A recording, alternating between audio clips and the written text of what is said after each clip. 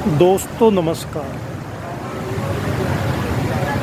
मणिपुर के अंदर जो सरकार ने दो समुदायों को आपस में लड़ाने का काम किया है, वहाँ पर बीजेपी की सरकार है, लॉ एंड ऑर्डर भी उनके हाथ में है और स्टेट में भी बीजेपी की सरकार है, सेंटर में बीजेपी की सरकार है, दोनों जगह बीजेपी की सरकार है। जो पहले कहते थे ना कि डबल इंजन की सरकार की ज़रूरत है, अगर डबल इंजन की सरकार होगी तो किसी कार्य करने में कोई दिक्कत नहीं आएगी, क्योंकि दोनों गवर्नमेंट एक ही पार्टी की होगी, जो आपस में डिस्कस करके जो भी कार्य होगा बड़ी आसानी से वो सुलझा लेंगे। लेकिन मणिपुर के अंदर जो घटना घटने लग रही है पिछले काफ़ी दिनों से, उसके बारे में सरकार ने आज तक कोई सुध नहीं ली।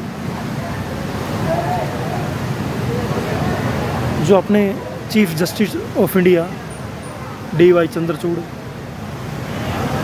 उन्होंने ही सरकार को फटकार लगाई और बोला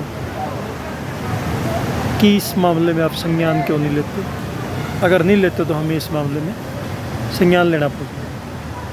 तो फिर सरकार ने कुछ सुध ली, लेकिन अब भी वहाँ पर बिल्कुल भी शांति नहीं है। एक दूसरे के चक्कू घुपाने का काम आज भी दोनों समुदाय कर रहे हैं, जो सरकार बड़े अच्छे तरीके से इनको उड़ाने का काम कर रही है। लेकिन सरकार से मेरी विनती है कि इन लोगों को समझ नहीं है, पर समझ है तो इनको लड़ना नहीं चाहिए, तो इनको लड़ाना बंद करें।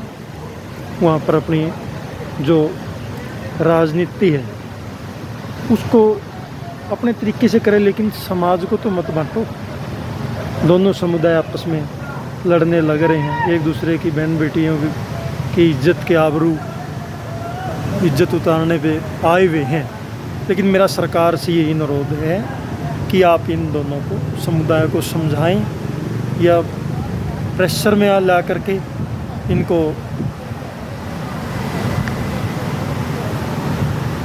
इस मामले को सुलझाने का काम करें। मेरी मोदी गवर्नमेंट से यही उम्मीद है कि जल्दी से जल्दी इनको करें।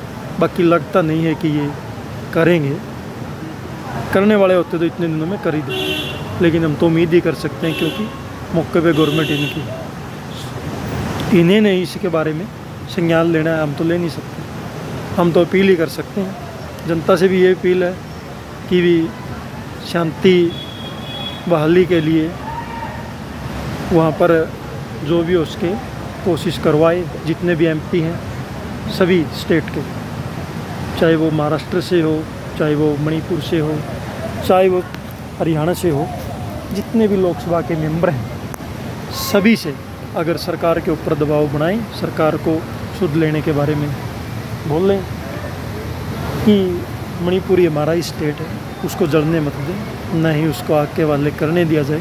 जहाँ भी लॉ एंड ऑर्डर है, उसका लॉ एंड ऑर्डर का सवाल है, उसको बिल्कुल ही अच्छे तरीके से उसका निर्वहन कर। वहाँ का जो गृह मंत्री है, वहाँ का जो मुख्यमंत्री है, वो पहले इस्तीफ़ा दे देता है और बाद में उसका इस्तीफ़ा कहता है कि मेरे को तो जनता इस्तीफ़ा देने नहीं देती। इस तरह के ड्रामेबाजी को बंद करें। बीजेपी सरकार का जो टाइम है ना, वो बिल्कुल ही अच्छा था पहले, लेकिन अब धीरे धीरे लगता है कि पाप का घड़ा भरने लग गया है। लेकिन हमें इन चीज़ों से कुछ न कुछ शिक्षा लेनी चाहिए कि जो गवर्नमेंट है, जो आज की मौजूदा गवर्नमेंट है स्टेट और सेंटर में, हमारे हरियाणा में भी, और हमारे हरियाणा में तो ये JJP वाले भी हैं, लेकिन JJP वालों ने कभी भी मतलब ज़्यादा भागीदारी अपनी सरकार में नहीं दिखाई। सिर्फ़ और सिर्फ अपने खुद के कार्य को करने का काम किया, खुद का जो भी उनके काम थे, जो उन्होंने 10 सीटों के लालच में आके उकलाना उठवाना जो भी कार्य किए, जनता के ऊपर उन्होंने बिल्कुल भी ध्यान नहीं दिया। जितनी भी उनकी कॉन्स्टिट्यूएंसी है, सभी के अंदर बहुत सारी बुराइयां हैं जिस पर वो बिल्कुल भी विचार नहीं कर रहे। मेरा सभी से अनुरोध है कि हमारे चैनल को भी सब्सक्राइब करें और जो भी सामाजिक बुराइयां हैं उनसे धीरे धीरे नहीं, जल्दी ही हटने की कोशिश करें। राजनीति बहुत ही गलत घटनाक्रम में डेली के जो घटनाक्रम होने लग रहे हैं, चाहे वो मणिपुर का हो, चाहे वो मेवात का हो, चाहे वो हरियाणा के अंदर बुलडोज़र चलाने का हो, बुलडोज़र चलने के बाद जो 2 जजों की बेंच सुप्रीम कोर्ट चंडीगढ़ की बैठी हुई थी उनको उनके ट्रांसफ़र करने का हो, इस तरह की जो घटनाएं घटने लग रही हैं, ये बहुत ही निंदनीय है।